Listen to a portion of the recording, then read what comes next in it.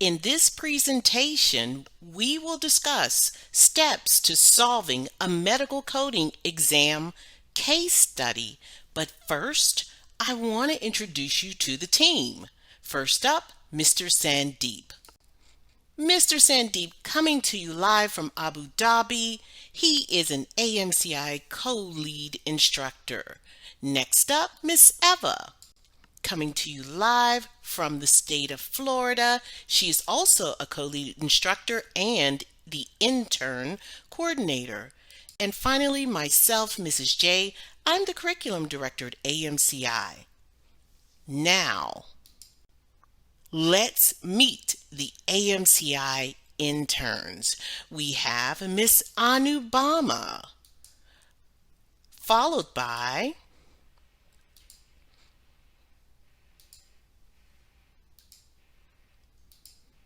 Miss Carla, Miss Courtney, Miss Dolly, Miss Vivian, and Miss Melissa. Goals of the presentation. We will extract the correct codes from radiology documentation. Now let's talk about how to solve a multiple choice case study scenario the AMCI way for the board exam. This is how we do it. We teach you to highlight your key terms, and this key on the right tells you the colors that you should use and for what. A yellow highlighter should be used for diagnoses, all diagnoses, signs, and symptoms. The green will be for procedures. So if you have a green highlighter, the green will be used to highlight only procedures. And pink, these are inclusive or bundled items. All right? Once you've done your highlighting, you're going to have to document your inventory. That's your procedures, diagnoses, and select a primary code. Which diagnosis is primary, which procedure is primary. Then you're going to review all pertinent guidelines. And finally, the code that best matches your inventory list is often the correct code, or a code that is pertinent to a guideline. That will be your best code. All right. So here are some do nots. When you're highlighting, you can kind of get discombobulated. So we've compiled some things that you don't even have to highlight. Number one, don't highlight things observed by the physician because you cannot code for them.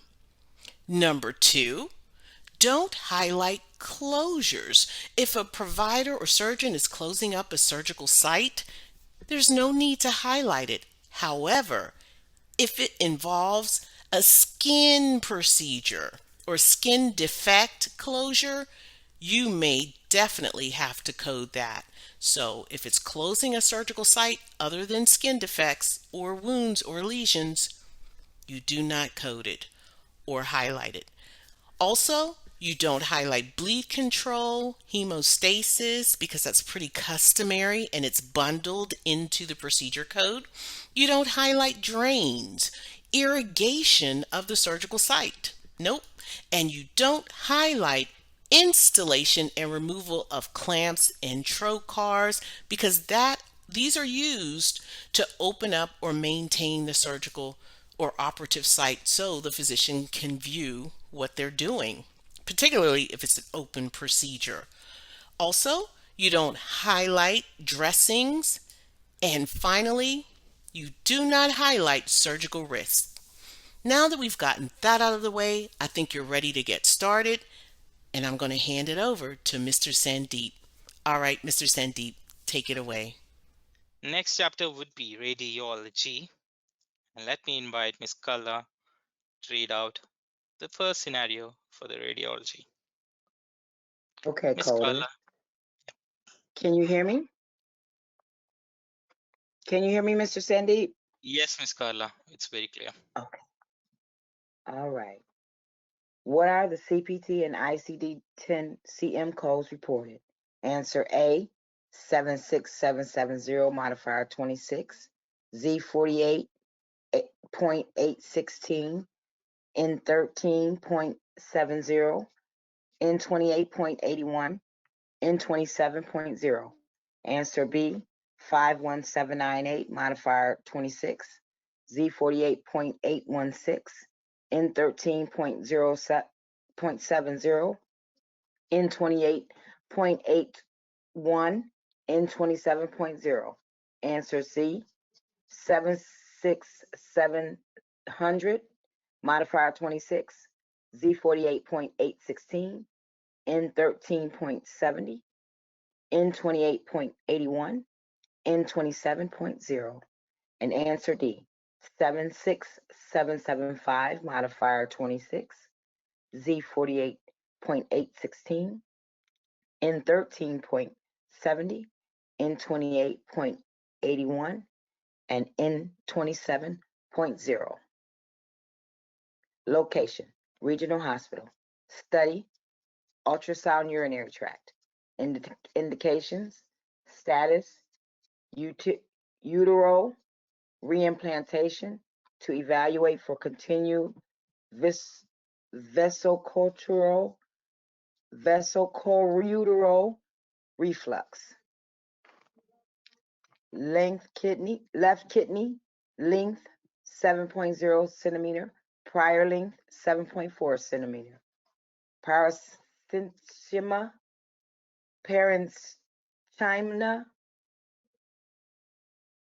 cortical scarring, pelvic dilation, normal. Calyceal dilation, normal. Hydronephrosis, grade, normal. Right kidney, length 6.6 centimeter, prior left length 6.4 centimeter.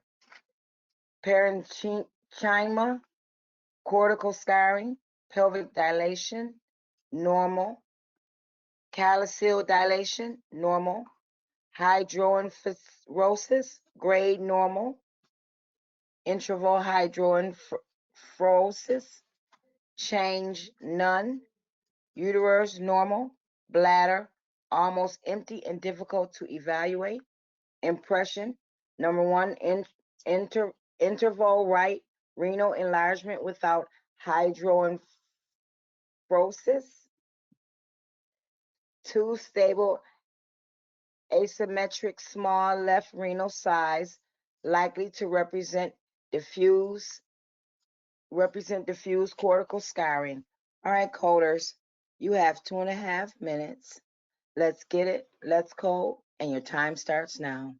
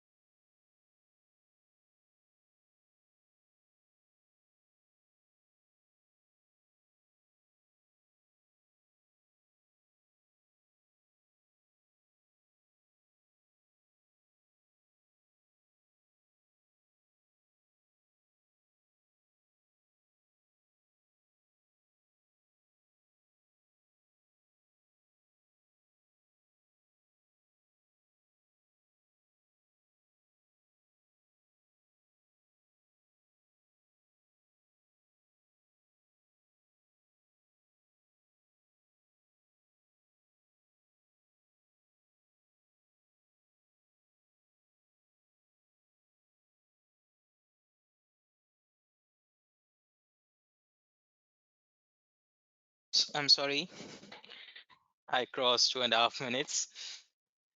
Okay, I was just looking into the chats for this one. I can see lots of option A. So this is going to be a teachable moment, I think.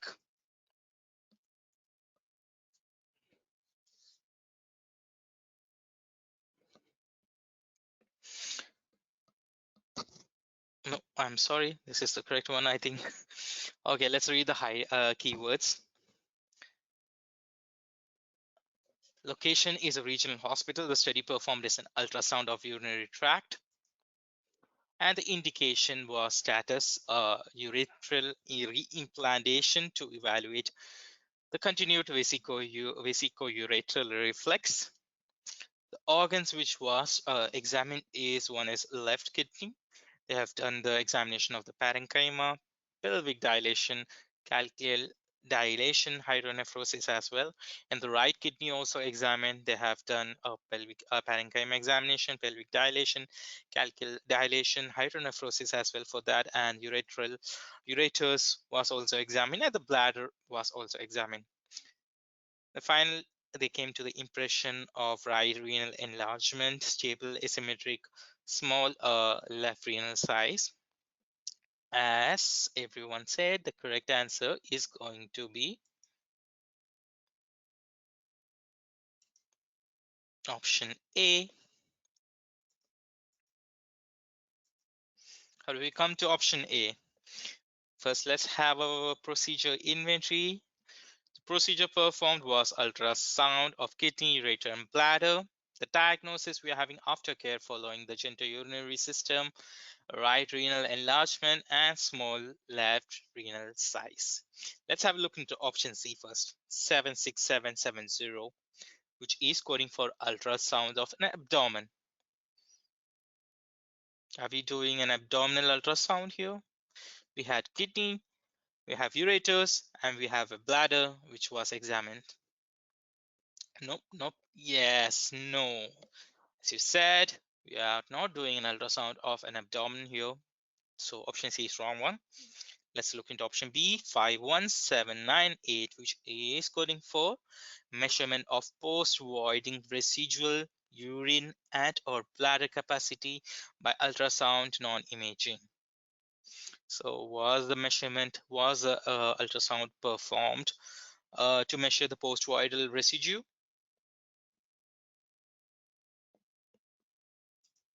Once again, no is the answer. So option B is also wrong. Now only remaining options are option A and D. And let's see what option A and D is coding for. A is coding for 76770, which is an ultrasound of retroperitoneal, which includes renal aorta or renal aorta nodes, real-time imaging documentation complete. And 76775, which is coding for ultrasound retroperitoneal limited. So why do you think? I want to know those who have picked option A as an answer. I want to know why you picked option A as the correct one. Please let me know in the chat.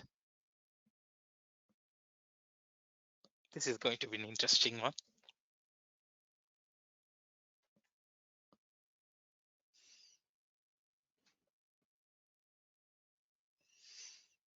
Okay, there you go. There you go. I got one answer which I was looking for.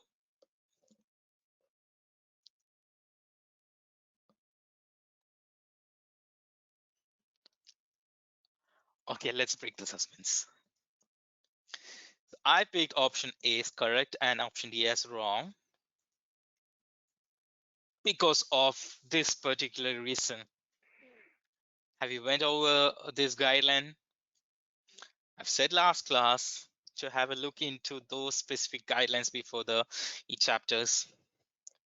It states that a complete ultrasound of retroperitoneum 76770, it consists of a real-time scan of kidney, abdominal aorta, common iliac artery origins, and inferior vena cava, including any demonstrated retroperitoneal abnormality. So did we had a kidney scan? Did we had an abdominal aorta?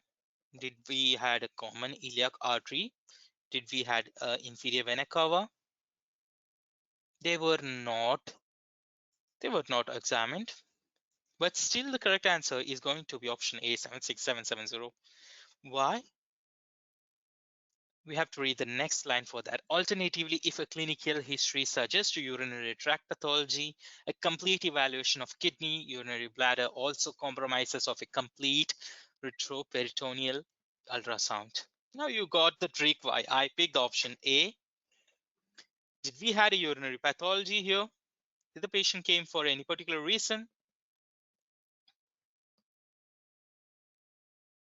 It was a status urethral reimplantation and was having a continued vesico-urethral reflex. So the patient was having a urinary tract pathology. And we had an examination of kidney, bladder, as well as ureter. That's why I said KUB. We had a complete examination of all the three. And that is the reason why I picked option A as a correct one. How you got, coders?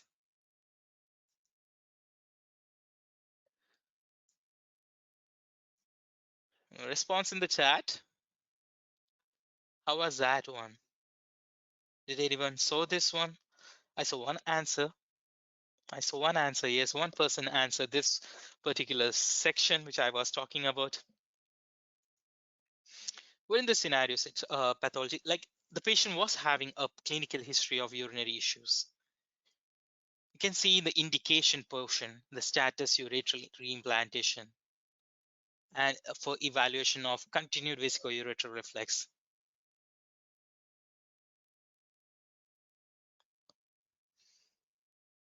Yes, I too believe that was a teachable moment. So always coders, before the exam, complete your chun and read and highlight chun those guidelines wherever you see. So as I said, the correct answer will be option A, 76770, 26 modified Z, 48.816 and 13.70 and 28.81 and 27.0. Now let's move to the next one.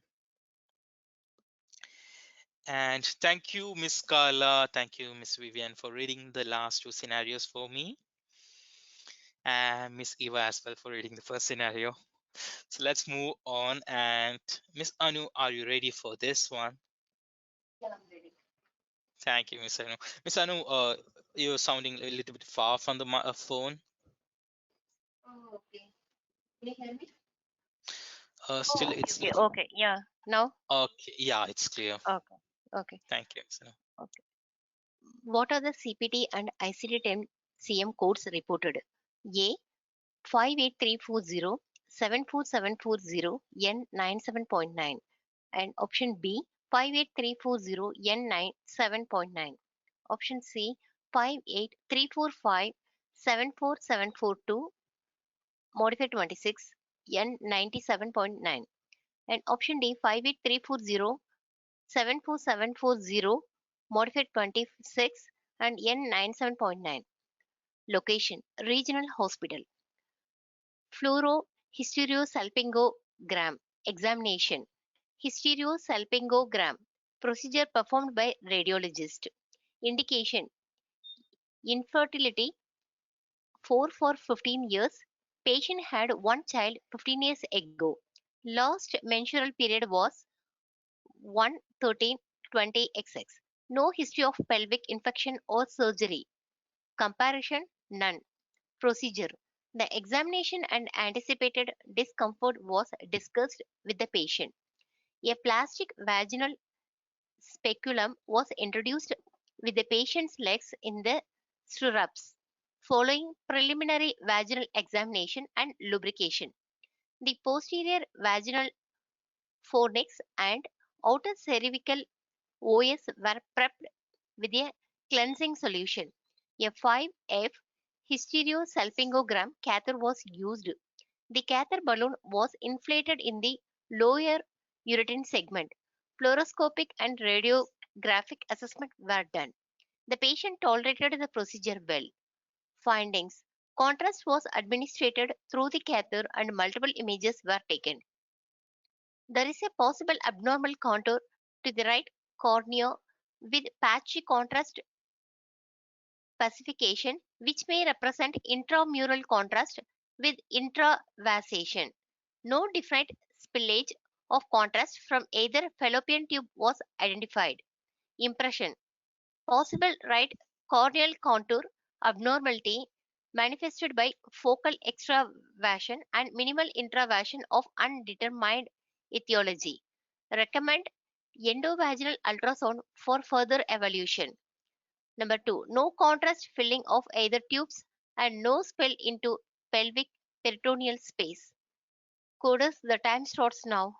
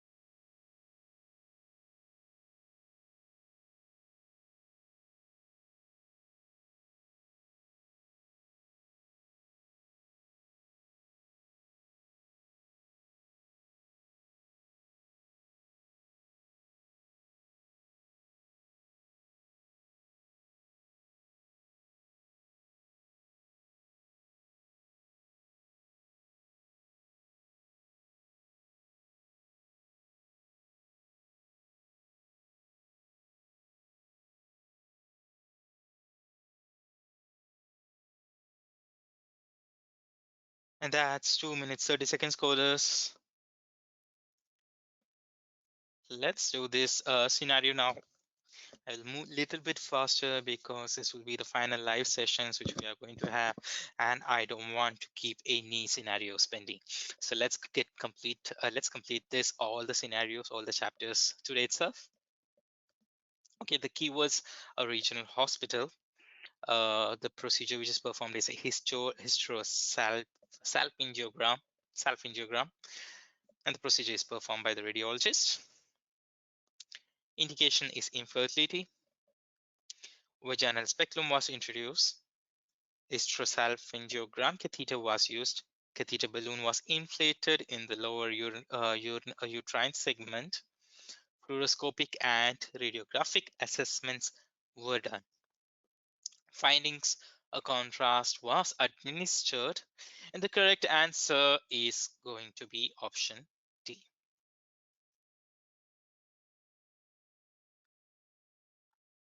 I'm just looking into the questions. Okay, I've seen your questions and I will answer them. So coders, The procedure performed is hysterosalpingogram. What's an hysterosalpingogram? This is a procedure that may include injection. Okay, I will show that to you. The diagnosis is infertility, and this is an hysterosalpingogram. This is the diagrammatic representation of the procedure performed. The procedure may include the injection of a contrast material and taking X-rays, X-rays in a procedure called hysterosalpingogram. This is done to evaluate the fallopian tubes and the uterus for abnormalities or blockage. So what the surgeon or the physician will do is that he will place a catheter into the vagina and then will inject a contrast material, contrast medium, so that he can see what's happening inside and whether there is any blockage in the fallopian tubes. You can see the image, and hope this image will help you to understand the procedure performed. And coming to the coding part, these are the options. Let's look into option C first. 58345, which is coding for a transcatheter introduction of fallopian tube catheter for the diagnosis and or re-establishment of the patency with or without hysterosalpingography. So in this procedure, what is happening is a doctor will introduce a transcervical catheter and then he will be examining whether there is any he will be examining whether there is any pathology, whether any problem inside the uterus, and he will also examine the fallopian tubes. Then he can or he may or may not use the hysterosalpingography. So this does not code specifically for introduction of the contrast material. That is our procedure performed. So that's the reason why option C is going to be wrong one. Is that clear, coders? Okay, now let's one option B, 58340, which is coding for catheterization, introduction of saline or contrast material for the saline infusion of hysterography or hysterosalpingography. Now this is correct in terms of code language. This is what we had, but option B is not having a second codes, that is for radiological supervision. We have a parenthesis over here for radiological supervision and interpretation of the hysterosalpingography. Use 74740. So was there an interpretation performed, coders? Was there interpretation performed in our scenario? Can see the findings of the doctor as well. After the contrast was administered, he has given his findings. He has given his impression as well. And a fluoroscopy, I guess, yes, is a fluoroscopic and radiologic assessment was also done in our scenario. So we have to code for the radiological supervision of interpretation, and this is a guideline when an image is used and is not included in the surgical procedure or the medicine service. How many codes should we report? Two codes: the surgical codes from the surgical section or the service code from the medicine section, followed by the radiological supervision and interpretation code from the radiology section. That's why option B will be wrong, because this one is incomplete. So the correct will be the code 74740, that is hysterosalpingography, radiological supervision and interpretation. Am I going a little bit fast? Sorry, since I said we have to cover a little bit more scenarios, I'll be a little bit quick. So if you want, please go ahead and take the screenshot, coders, and if you have any doubt on this scenario, you can email me later on. I will be addressing them separately.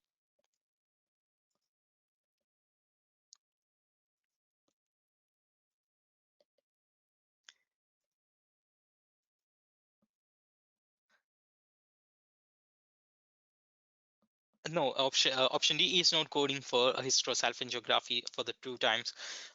This is for radiological supervision and interpretation. You can see the parenthesis code. It is directing us to use a radiological supervision and interpretation code whenever a radiological supervision and interpretation is performed.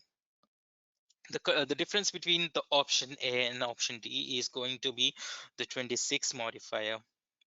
So coders, what do you think? Who are we coding for in this particular scenario? The location is a regional hospital, but it has never mentioned here that the person who performed the procedure is a employee of the hospital, and we have also seen an interpretation which is performed by the particular doctor.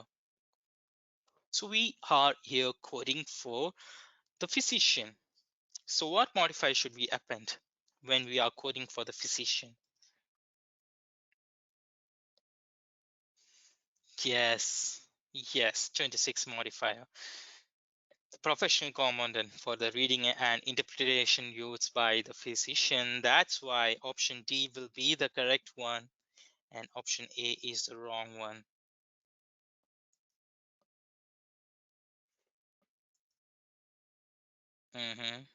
So you can go over the scenario and can see this is totally a physician's work, which is a radiologist's work, which is performed.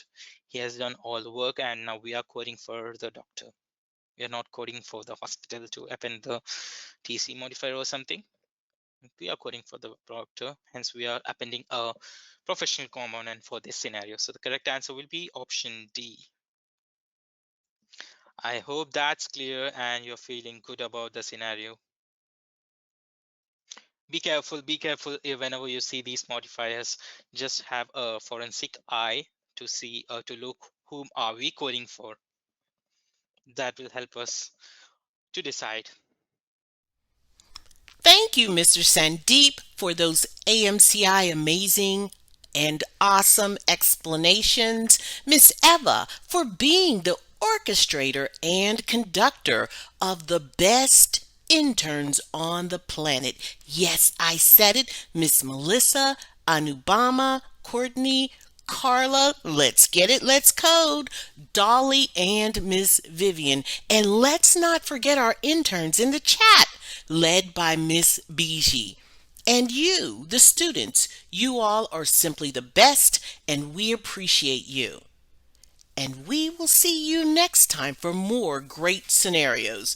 You don't want to miss it. And thank you for participating in the AMCI Medical Coding course. Until next time.